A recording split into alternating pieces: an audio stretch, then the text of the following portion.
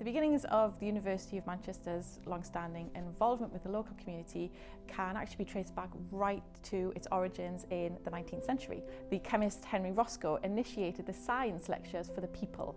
Now, Roscoe delivered these lectures alongside very eminent colleagues in what was known then as Owens College. Local audiences, literally numbering in their thousands, turned up for the lectures on topics that were very, very varied, such as the indestructibility of matter, spectrum analysis, our cold fields, the unconscious action of the brain, even the natural history of paving stones. Now, the lectures actually ran for 13 years and were gathered together and printed, and they were really successful in profiling the science and the engineering of the city.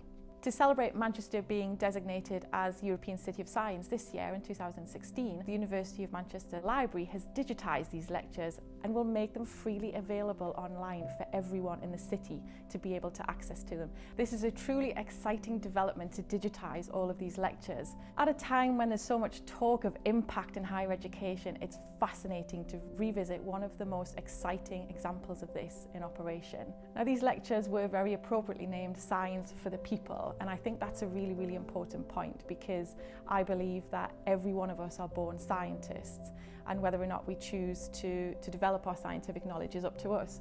But these lectures actually helped everyone to develop their scientific knowledge for a penny.